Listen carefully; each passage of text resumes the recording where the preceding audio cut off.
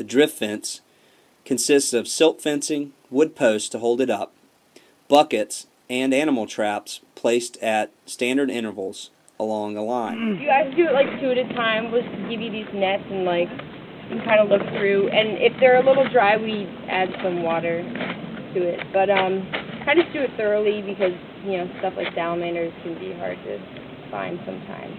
You'll find some pretty cool, I guess, if you like bugs, some cool bugs in there as well. But what do we do with the bugs? I can hear. You can just leave them in there. Don't worry about the bugs. Just anything else. Okay. Thank you.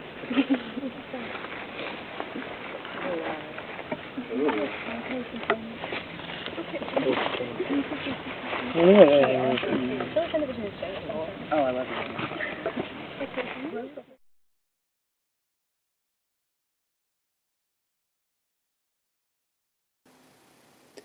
As the Providence Day School students checked the buckets and traps, the Davidson College research assistants moved down the line and recorded any data on electronic notebooks.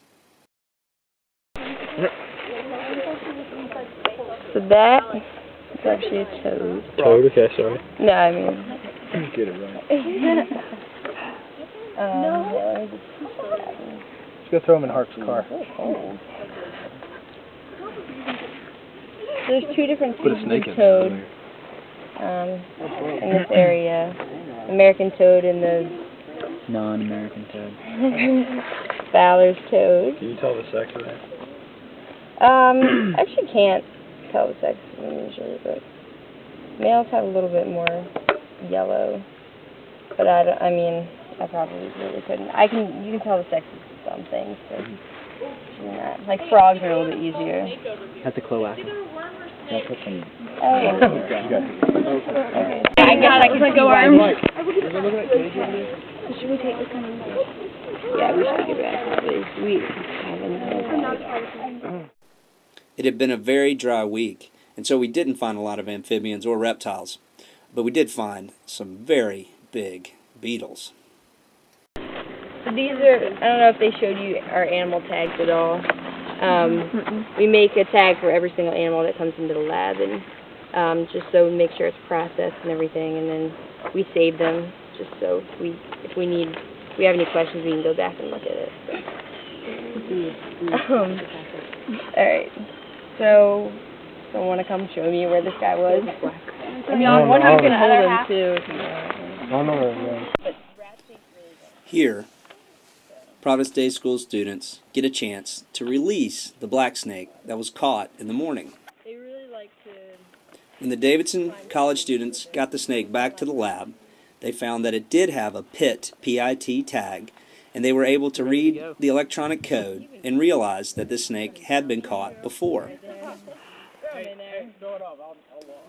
By using marking techniques such as PIT tags, students are able to keep detailed records on individual animals caught in the preserve.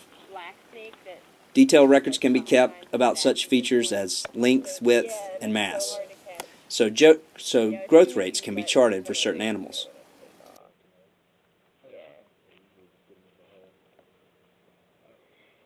If they see you, it's like impossible. There he goes. Our final stop of the day in the preserve was to view the research conducted by Dr. Chris Paradise. Ecology department, and we have a name for our little group. We call ourselves the Cosmology Institute. So we're studying tree holes, and we do that using a simulated habitat called a mesocosm. So we put those 2 words together, and then we had to come up with a fancy name that, of course, doesn't really mean anything. But anyway, so what they're doing is they're extracting everything that's in this container, and they're counting all the organisms that are living inside. So you guys finding a lot of stuff? Not today. Not today. Okay, this is sort of the end of the season.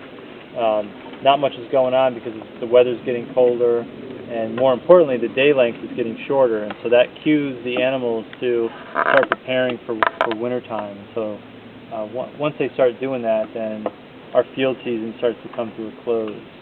But a real tree hole can be anything as small as this little,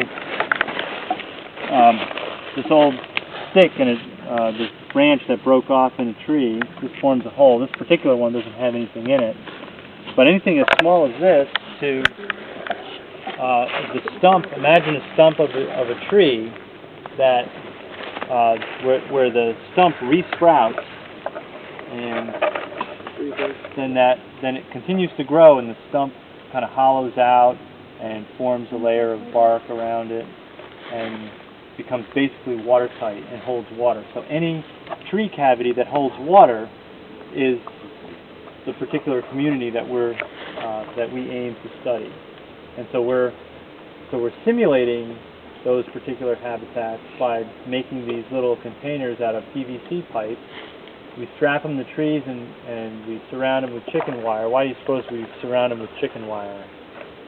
Keep animals out. Yeah, well, to keep particular animals out that we don't want in. I mean, it's big enough, the holes are big enough for mosquitoes and other insects to fly in, and mosquitoes are the main inhabitant of these particular habitats, and they can fly in and lay their eggs. So we keep birds out, we keep raccoons out. Sometimes we get little lizards that go in there, and if they go in for a drink and they fall in, they sometimes can't. If they can't turn around in the container. This is a big container. The smaller containers I've had lizards fall in and then they can't get out, so they drown, and then I feel bad. So we don't want that to happen. By using a model, Dr. Paradise can control some of the variables in a small but complex ecosystem. Insects shed their exoskeleton as they grow. So larvae have different stages, and then they pupate. So there's the larval stage, the pupal stage, then the adult stage.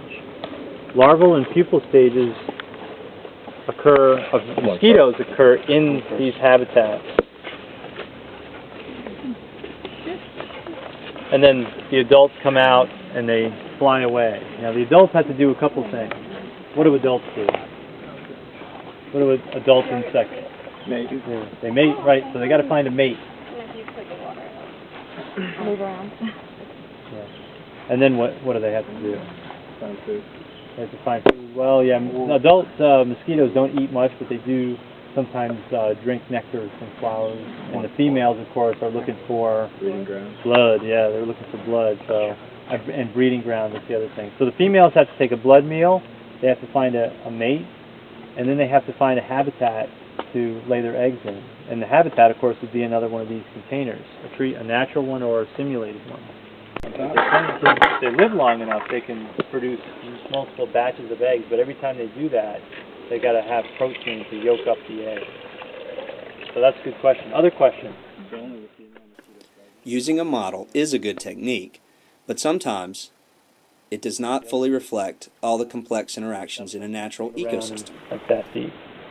No two tree holes are the same, and so if you want to control for things like the size of the habitat or the amount of food that's inside or the presence of a predator, which is another experiment that we were doing that is different from this one, we added the predator to some habitats and removed it from others.